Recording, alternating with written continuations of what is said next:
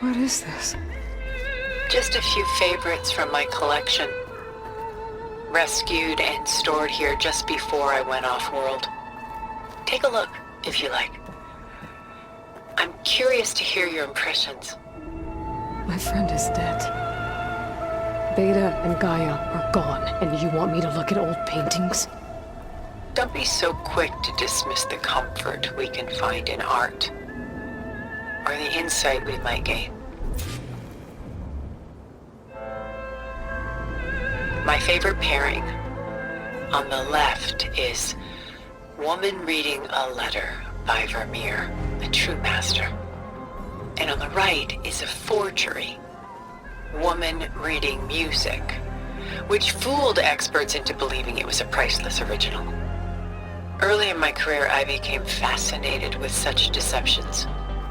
Eventually, I developed scanning software that could detect fakes with unparalleled accuracy. Is that how you made enough money to buy your way onto the Odyssey? Oh no. I made my real fortune later.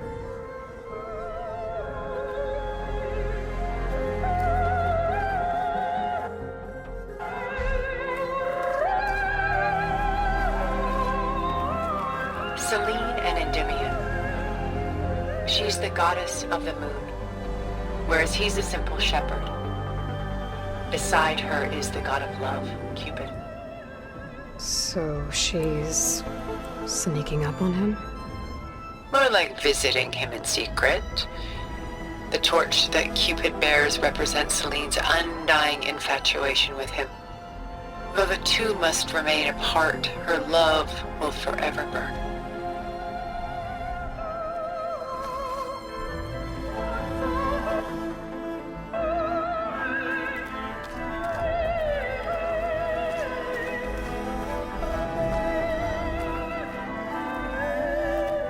This is Rembrandt painting Jeremiah, a man in mourning. Mourning what? His home. The ancient city of Jerusalem. He foresaw its impending doom, but could do nothing to prevent it. So instead, he saved its treasures from destruction, just as I saved these works. You could say we're kindred spirits. About Jeremiah. If he knew his home would be destroyed, why didn't he save the people? Why save those relics? He tried, but no one would listen to his warning, so he saved what he could. But how did he know? He was a prophet. He saw an army invade and destroy the city in a vision. So it's more like he calculated which side would win a battle. What matters is that he was right in the end. If not for him, all those wonders would have been lost forever. At least this way, some part of his world survived. You know what I like the most about this piece? Even though he's the sole survivor, his home in ruins, left with only the remnants of his world. The light keeps the shadows at bay. There's still hope. Precisely. Take as long as you like.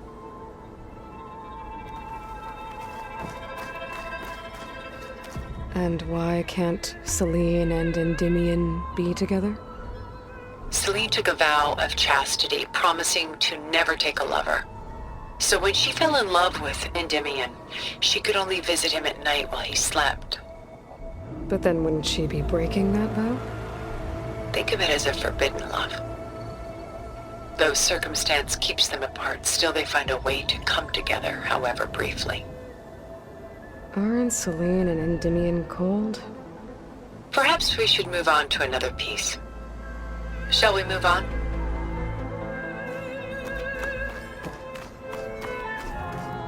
Why do you keep the forgery? I've always enjoyed studying the two side by side. Both painters capture light, color, and perspective. But what makes one a masterpiece and the other simply an imitation? The forgery looks sharper.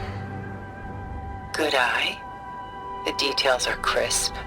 the contrast bold. It tells us more, and yet we feel less. What's in the letter? Who can say? What does the painting tell you?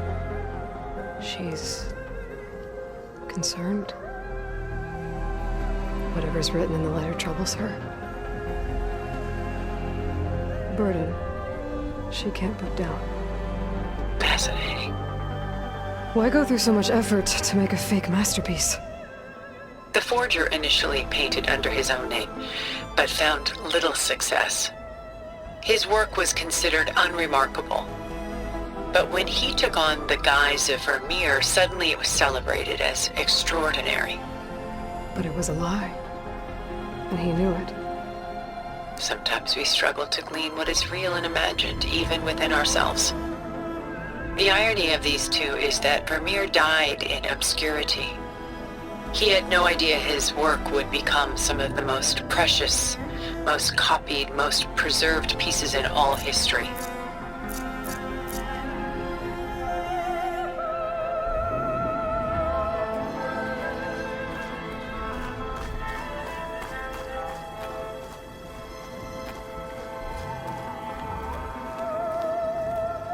Portrait of the painter, Rembrandt's son Titus, depicted in the habit of a monk.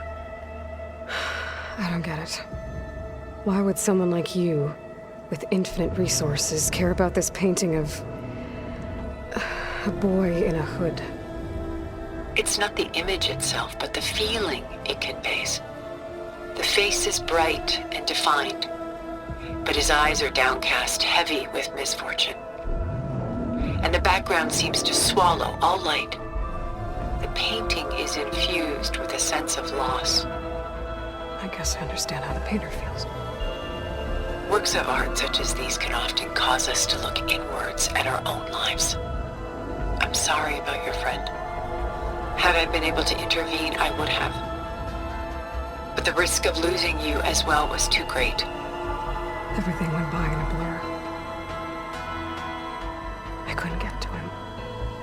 You know, long before holograms and focus recordings, people relied on art to memorialize their loved ones.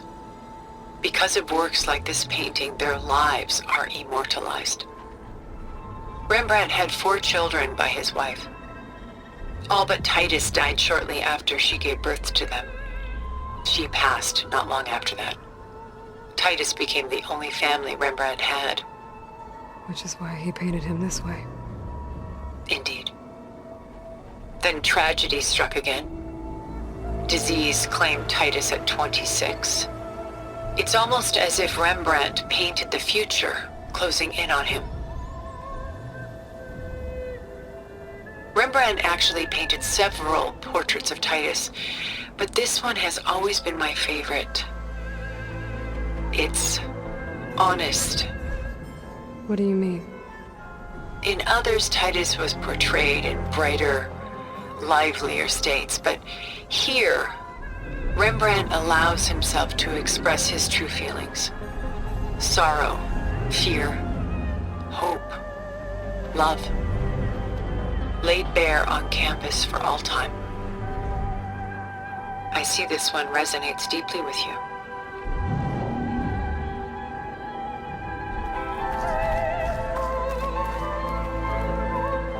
Rembrandt's The Night Watch, by far the most famous painting my homeland ever produced. It was commissioned to honor a militia made up of influential citizens. I guess you must have been an influential citizen. In my day. But not as influential as you've been in this new world. The militia. They look disorganized. Where others painted such scenes in a stiff and stationary manner, Rembrandt chose to show them in action, preparing to march. He wanted them to feel alive. You can almost hear the commotion. Who's the girl in the painting? She's a strange one, isn't she? Bathed in light, though no one is paying attention to her. Many believe she's a symbol of the militia. A physical manifestation of their spirit, if you will. But she's not real? What's real in a painting? She's meant to represent the militia's virtue and victory. But I like to think they underestimate her. She looks as if she's seen something. What does she know? What secrets does she keep? There's so much detail to take in, isn't there?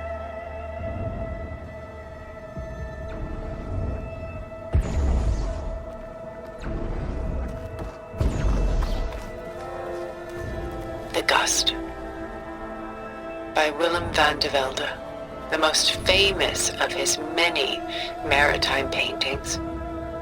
A ship crossing into the unknown. I guess you're familiar with that. Indeed, which is why I appreciate this composition in particular. Though waves and wind threaten to destroy the ship, it perseveres, clinging to the light even as darkness closes in all around it.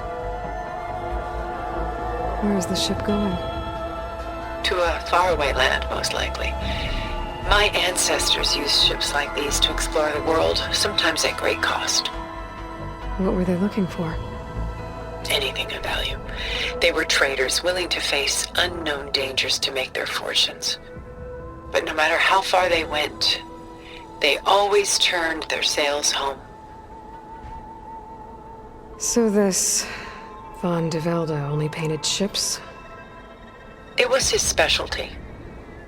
Following in the footsteps of his father, Willem the Elder. The two had quite a journey of their own, taking them all the way to the court of a foreign kingdom. Did they ever come home? No, but eventually their lives' work did. Take your time.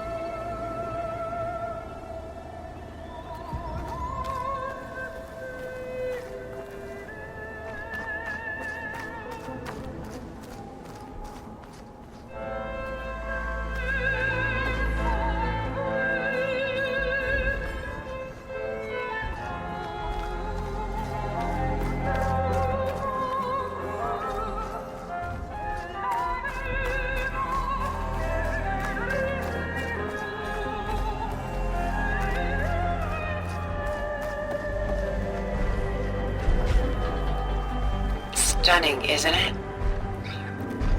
Paintings weren't the only masterpieces of my people's golden age.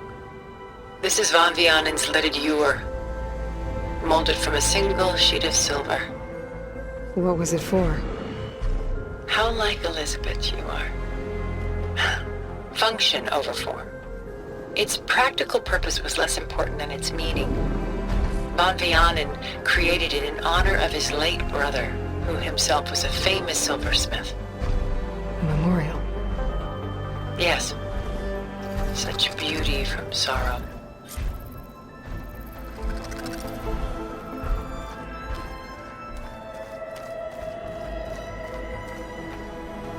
A lot of weight on his shoulders. I know the feeling. I should move on.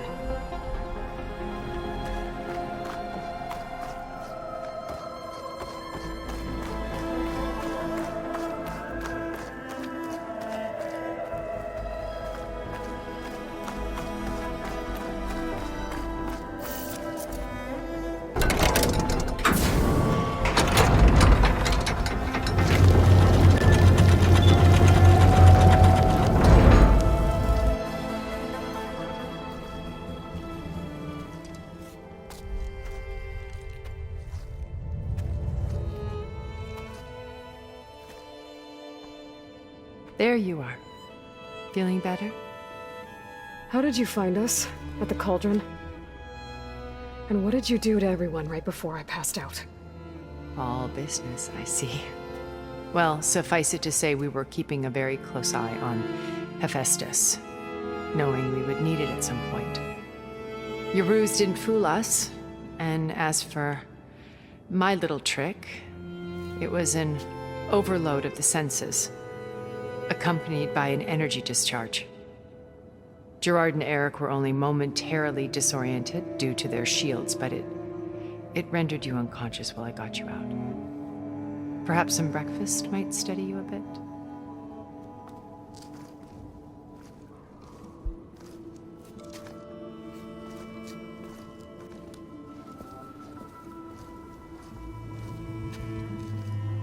This was your house. The one you recreated for Beta, in the data channel you shared. How perceptive of you. Please, this way.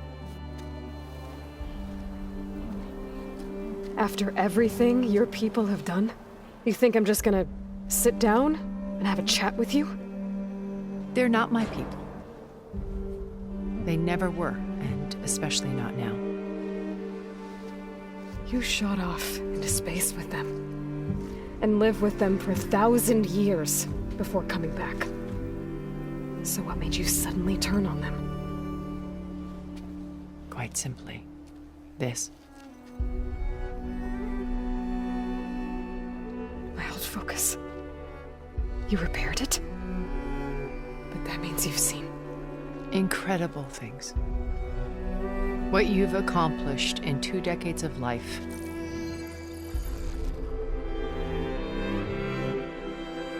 A 1,000 years at my back and I haven't even come close.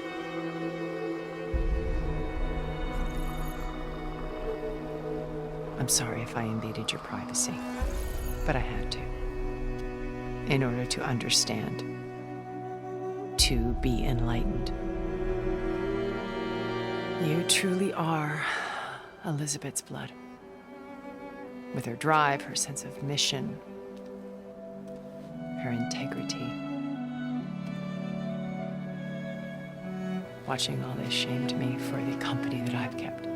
Having seen it, all I want is to help you. even if it means stopping your friends. Especially so. Please, sit down.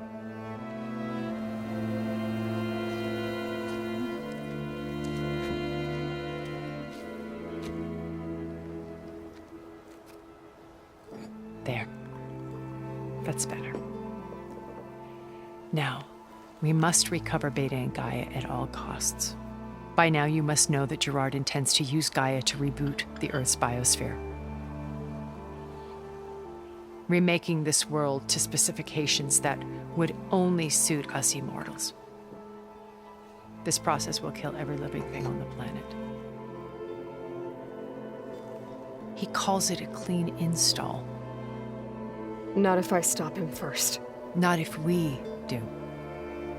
And once he and the others are gone, we can work together to fulfill Elizabeth's dream.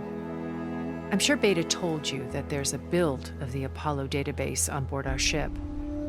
A complete collection of human knowledge. With that and Gaia, we could do everything Elizabeth wanted. Heal the biosphere, educate the people of this world, uplift them. Create the world she imagined. Let's not get ahead of ourselves. From what I've seen, your friends are invincible. I do wish you would stop calling them my friends. And they're not invincible. In fact, a friend of yours has found a way to defeat them. Silence. Oh, he's been a busy bee, building an army powerful enough to crash through Gerard's precious base. Regala and her rebels. Even now, she's preparing a final march on the Tenakth capital. When she wins, she'll have the entire tribe under her control. Hundreds of warriors and machines to throw at the base. She's been duped. They'll all perish, of course. But it should be enough to break Gerard's defenses and allow Silence to kill him. Along with all the others. Using the new weapon he's developed. Yes, he's found a way to circumvent our shields. Truly an exceptional man. He's planned for everything. Except you and me. You see, while his army is battering down Gerard's doors, you and I will sneak in through a back way. One that only I know about. While Silence and my friends are busy battling each other, we'll take back Beta and Gaia. I told you I want to help you. I mean it.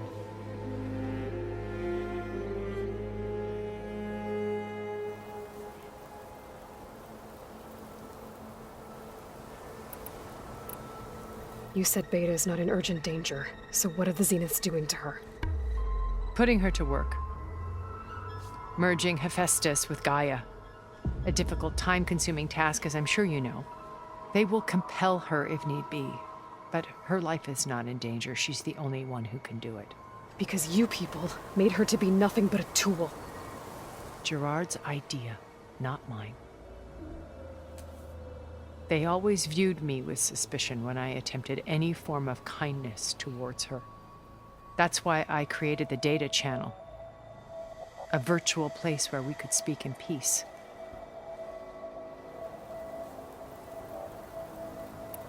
So this channel you shared with Beta, none of the other Zeniths ever found out about it. Gerard believes he's the most cunning of all of us. Even after 1,000 years, he still can't imagine that I would outwit him. The channel allowed me to interact with Beta away from their mistrustful eyes. It offered us a chance to be ourselves. Until you cut off all contact. Yes, though it pained me. I was worried that our meetings would do her more harm than good. Well, she felt like you tossed her aside. I was afraid the others would find out and punish her. She may not have had the comforts of friendship anymore, but at least I ensured she was safe. I know it seems harsh, but you must believe that her well-being has always been paramount to me.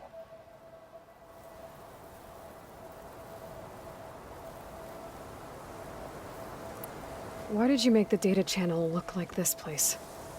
I built this house as a shelter to weather any storm. A safe place. Not just for me, but for the art stored below. Cultural artifacts of incalculable value. Truly some of the greatest achievements of human civilization. And you wanted Beta to see them? Yes. Her upbringing was so cold and technical. I thought if she could experience Vermeer and Rembrandt, it would bring something else into her life. A heritage every bit as valuable as the scientific and technical data being drummed into her. I'm sorry I had to cut off contact, but I'll never regret sharing this house with her. She needed its shelter even more than I did.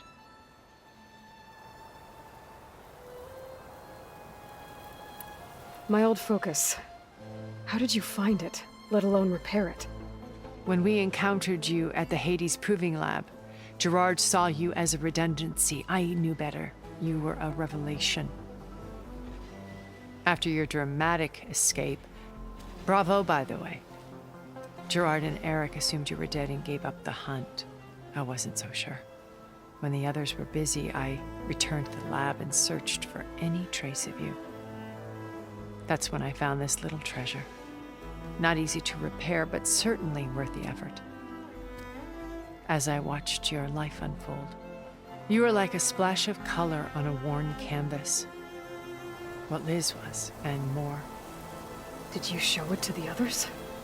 Of course not. It was your actions that inspired me to defy them. It's worth noting that if I hadn't found it and watched its contents, I wouldn't have known to save you at the cauldron.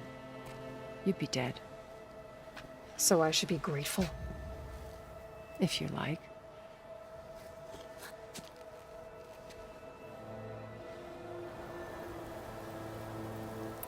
So you know all about me. What about you? What would you like to know? Well, start with your life on Earth. When I was 8, terrorists flooded my home city. Thousands drowned, my parents included. I was one of the few who survived. My guardian sent me to boarding school. Among my peers, I was the strange girl, the orphan to be avoided. All because of circumstances beyond my control. Oh. So we're a lot alike, huh? Aren't we? You were an outcast. But you didn't let that stop you from getting what you needed. Neither did I.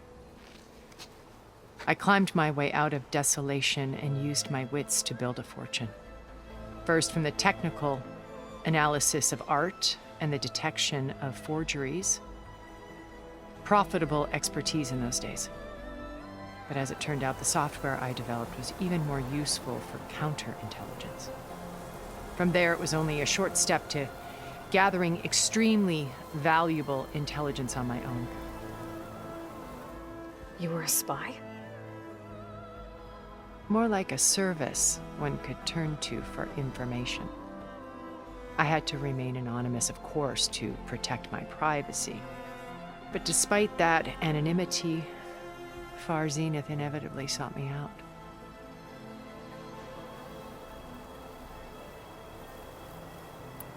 What happened when Far Zenith approached you? They painted an irresistible vision of humanity's future. One where we need not fear illness or death, where we explored the furthest reaches of the stars and thrived. It was only later that I realized that they only intended to bequeath this future to the rich and powerful. By the time I finally figured it out, the walls were closing in, Pharaoh's machines were devouring the Earth. So I accepted Far Zenith's invitation to a birth on the Odyssey. I wanted Liz to come, but she had nobler plans, as you well know.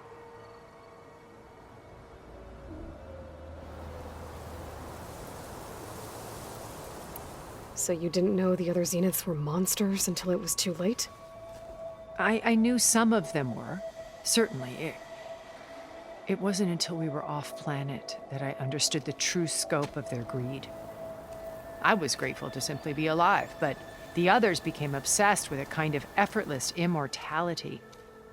They built a colony where machines serviced their every need, where any memory or fantasy could be endlessly savored in virtual reality. It wasn't life. It was stultifying, a pampered dream state.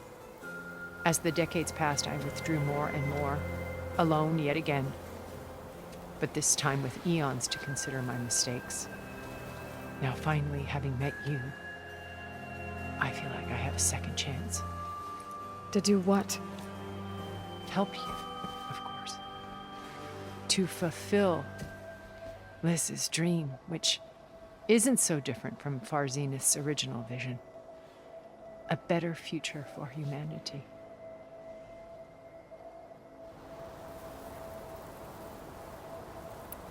Beta told me your colony was destroyed. That you came back to Earth because you had nowhere else to go. It's true. After we reached our destination, a planet in the Sirius star system, we spent decades building a new home. The physical constraints of Earth, the boundaries of mortality, gone. To think of what we could have done with it. It might have been a utopia. Instead, we stagnated, absorbed in effortless comforts and virtual realities. It took a cataclysm to finally yank us out of our stupor. What happened? A massive geological event. We knew of instabilities in the planet core, but we underestimated them. By the time the collapse was upon us, it was too late to stop it. Only a few of us made it to the ship in time. We set course for Earth, the only safe harbor left to us. Which you decided to make unsafe for anyone else. Not me. Gerard. He believes it's better to wipe the canvas clean than work around the smudges. No more primitive tribes, no more combat machines, only a blank slate to do with as he pleases. But we will stop him. All we have to do is get into that base. What exactly is your plan to sneak into the Zenith base? We will make use of a lesson I learned from an early age. Always know your exits. In this case, a place where Gerard's new construction meets the ancient foundation, a passage that only I can access. When Silence flings his army at the base, we will enter through this back door, bypassing most of the fighting. The distraction will provide us with a window in which to rescue Beta and Gaia. Once we're inside the base, where will we find Beta and Gaia? here in the command center. By then, Gaia will have been reunited with all of its subordinate functions, including Hephaestus. What about the alpha build of Apollo on your ship? A simple matter of recovery once the others have been dealt with. With that in hand, we'll have everything we need to make this world as it should be. How do you know about Silence's plan? He isn't the only one adept at spyware. You hacked his focus? No, he's too careful for that. But his subordinates? Not so much. He gave additional focuses to the tribals he branded the Sons of Prometheus. The ones working with Regala. By tapping their focuses, I learned about most of his dealings.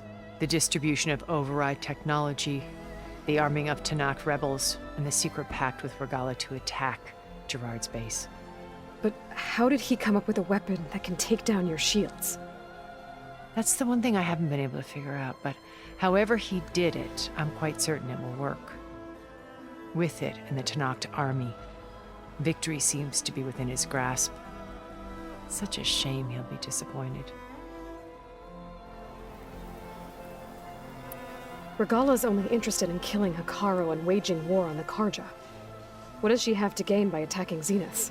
It's the price she must pay for her war. Without the ability to override machines, her little rebellion would have languished in the desert. So she trades with the Sons of Prometheus. Machines to help her overthrow Hekarro. In exchange for an assault on the base. Pride has deluded her into thinking she can actually survive such a battle. And all without ever knowing who the Sons of Prometheus really answer to. Yet for all of Silence's brilliance, still he underestimates you. That blind spot is what will allow us to take Beta and Gaia right out from under him. While hundreds of Tanakh are cut down outside.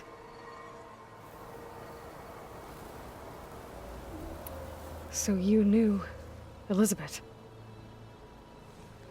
What was she like? Liz was everything she was. I see in you. And more. Your ingenuity, your determination, your moral compass. You've managed to distill her greatest qualities and make them your own. I'm not asking about me. Tell me about Elizabeth. What was she really like? The honest answer is that I don't actually know. For all the time that I spent with her, she always kept a part of herself locked away. It was like that from the moment we met.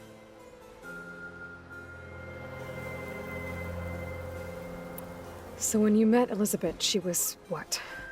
Distant? Aloof? Not aloof. Not exactly. It was a summit in Paris about machine learning. A touchy subject in those days. Because regulatory authorities were just starting to clamp down on AIs. Liz gave the keynote address. She had already achieved great renown for her work in automated environmental reclamation. But in her address, she was just starting to imagine the next step. An AI-driven system that wouldn't just act on its programming, but actually take responsibility for its sphere of influence. To care about life. Not just follow orders. Revolutionary stuff. I was fascinated. And I wanted to meet her for a long time. I watched her after her talk. She had spoken with such moral authority, such empathy. But after that, she retreated. I could tell she felt uncomfortable with all of her admirers.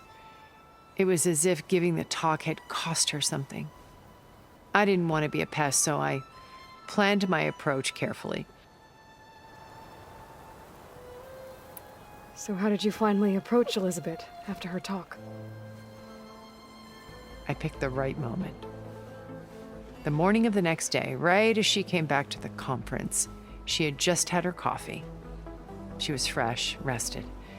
It was like she had braced herself for the onslaught of colleagues. I asked if I could walk with her, then put forth a question about her talk that I thought was intelligent. Her answer made me realize it wasn't. But she was very welcoming. Almost as if we were previously acquainted. It was only halfway through the conversation that I realized she knew exactly who I was. It was quite a shock to me. My business was trafficking in secrets, and I took great pains to protect my anonymity. So that was Liz, perpetually one step ahead. I came to view our meeting as a metaphor for our friendship. She always seemed to know me far better than I knew her. I guess I know the feeling.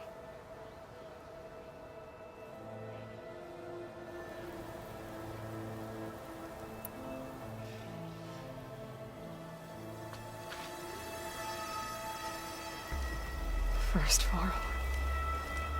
Now Hikaru and the Tenakth. Your plan would wipe out an entire tribe. There has to be another way. We are in an admittedly desperate situation, but I assure you there isn't. Remember Zero Dawn. Elizabeth's sacrifice. Sometimes many have to die for a new world to grow.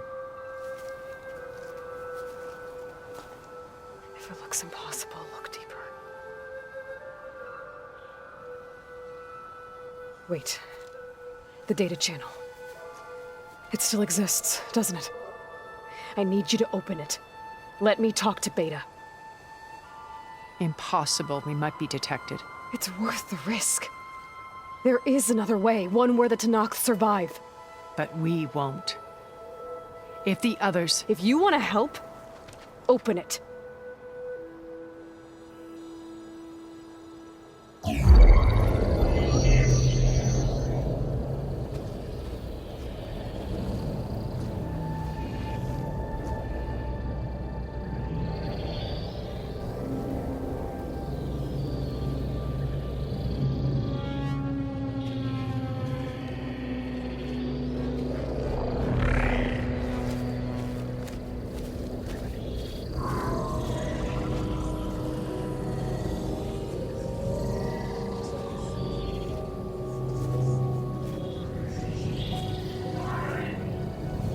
What are they doing to her? Virtual reality dissociation. The manual merge of Hephaestus will take hours upon hours of tedious micromanagement. If she resists the work, they run simulations to induce feelings of isolation and despair. Beta, can you hear me? You're alive. They're watching me. I can't hold up this extra protection for long. You should have killed me. No. No, look at me. I'm coming for you. I promise. Okay? I just need you to hold out a little while longer and work on the merge.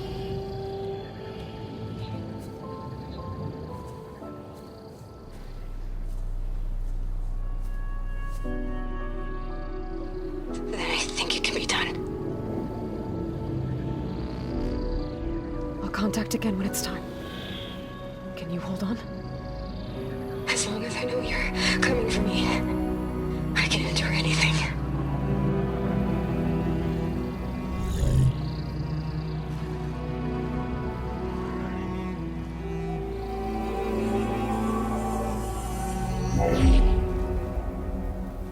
All right. I did as you asked. Now I think you need to tell me what you're planning. I'm going to take Silent's army away. I don't need it. Only the weapon he made to penetrate your shields. And how do you propose to get it? Ask him nicely?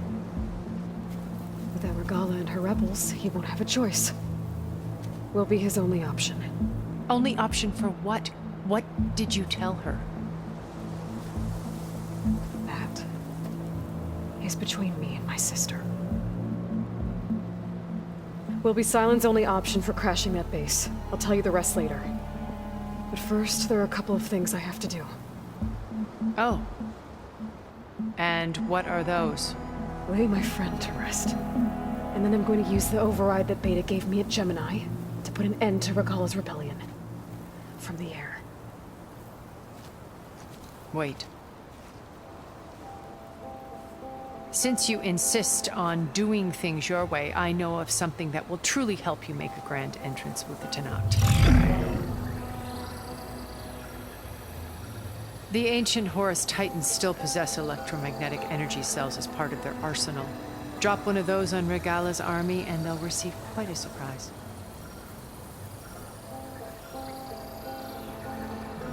So go, do what you must. I'll come to your base if you manage to bring silence to the table. Not if. When.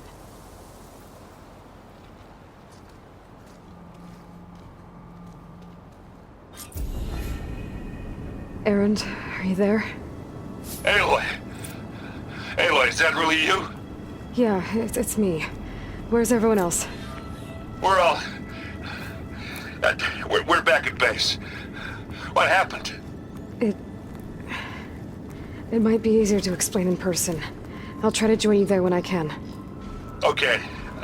We'll wait here for you. It's good to hear your voice, Aloy.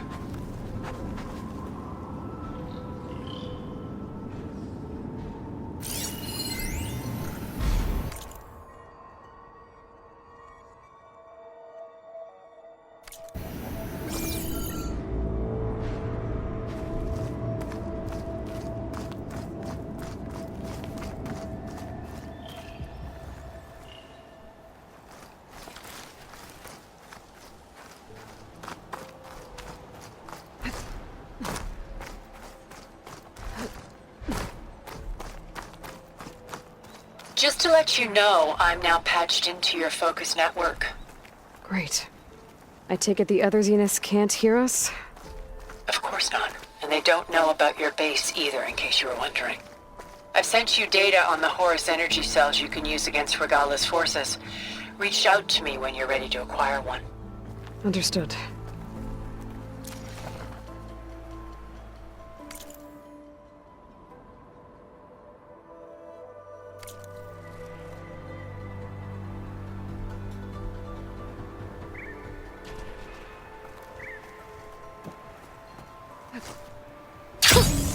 A rush of air.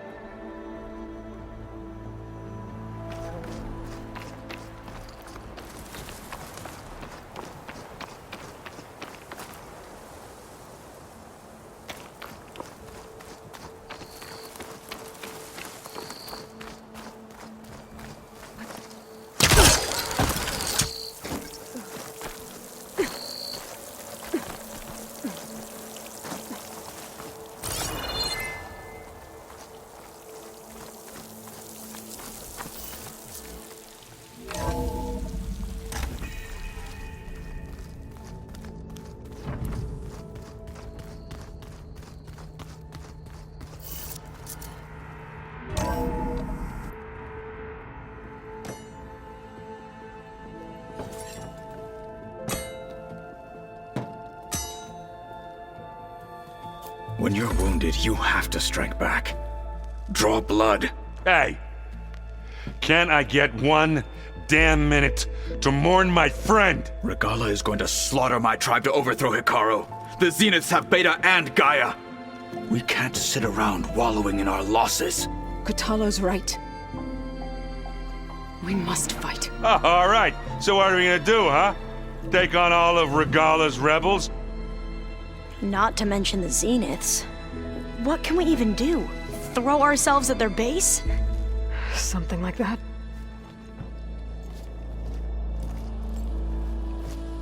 So...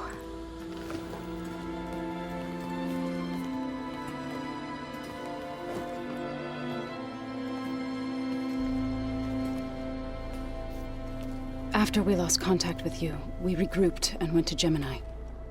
What happened? The recording we found on Varl's focus cut off when that Zenith, Eric... The Zeniths were tracking Hephaestus. When Gaia trapped it in Gemini, they knew where we were. After Varl tried to stop them. They took Beta and Gaia.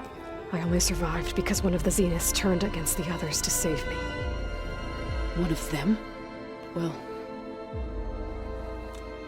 at least we didn't lose you too. So what do we do now?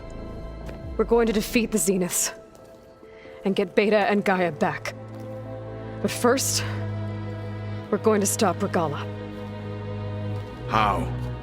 Back in Gemini, Beta gave me a gift.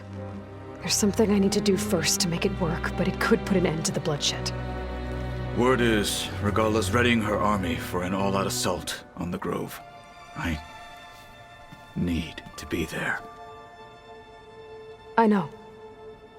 Go. Stand with Hikaru.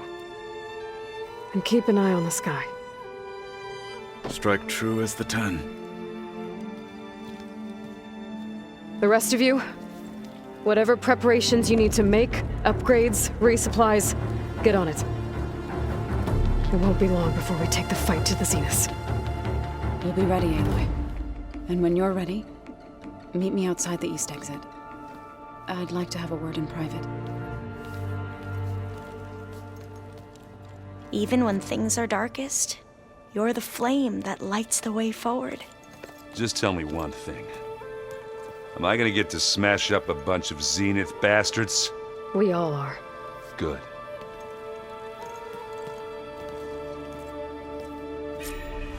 Before I do anything else, I should check on Zoe. It sounded important.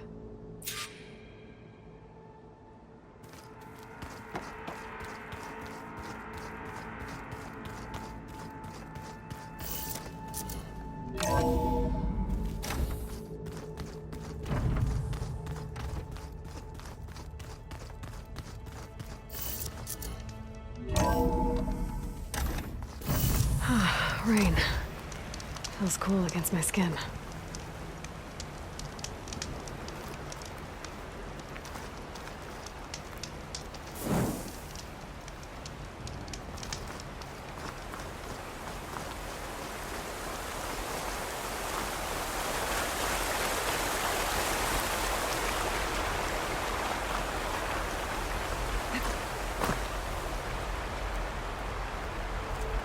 Over here, Aloy.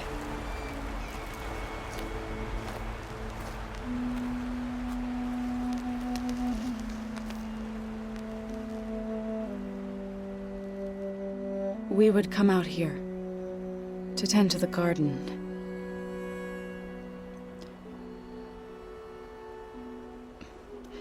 Sometimes I needed fresh air. Other times we would simply sit and watch the sunrise. So when we returned from Gemini, it seemed fitting that he be laid to rest here. Now he can always look out at Plain Song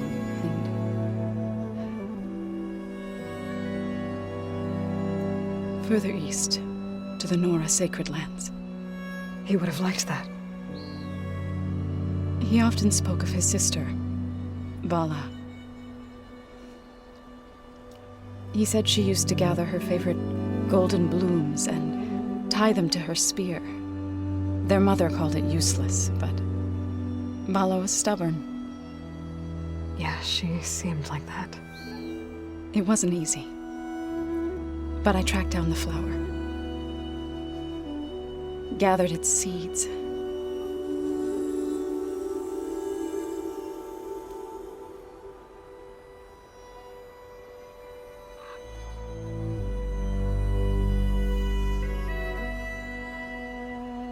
As verdant limbs wither, roots rot in snow, still the sea rises, as certain as stone. From death follows new life. So it is with the land.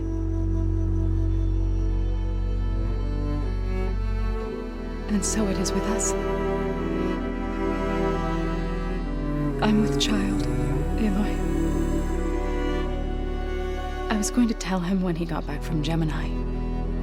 Instead, one day, I'll bring our child here. We'll sit among the blooms and watch the sunrise. I never got to tell him. To thank him. For saving my life, sure, but also for not giving up on me. He always knew.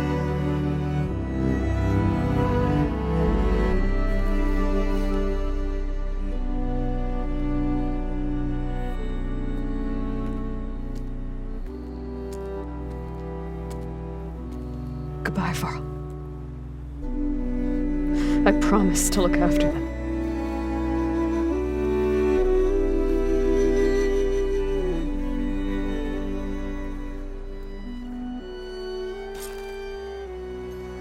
I'll try to visit again when I can. But for now, I need to go to the fabrication terminal to install the new override on my spear. Then I'll use it on a sunwing and get ready for an entrance Regala will never forget.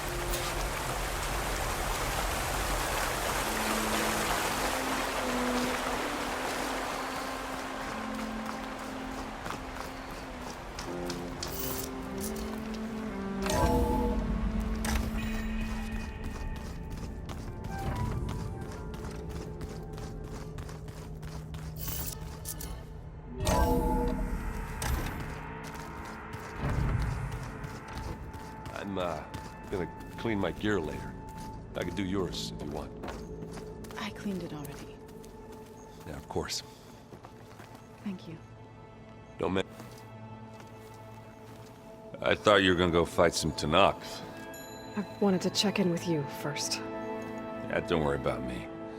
I'm just, picking up the pieces like everyone else. I'll be there when you need me. I never doubted that. Oh. Good. I'm glad you're back. So am I. I know you hate waiting, but you'll have to stay back here a little longer. Well, you go do what you gotta do, but are you okay? It's not just Varl we lost. Beta's gone. I almost lost it when I realized my sister had been taken by Dervahl back in the Sundom. I'm getting her back. That's all that matters. Understood. Do you think Zoe will be okay?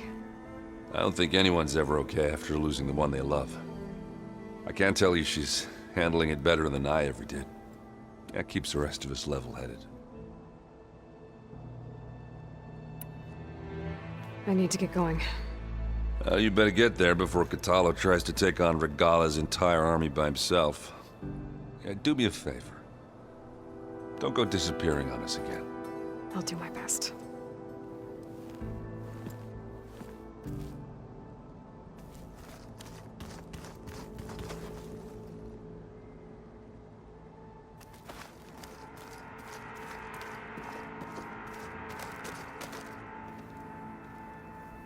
Think you can manage things here while I go help Akaro?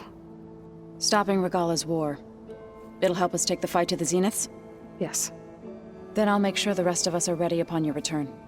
Okay.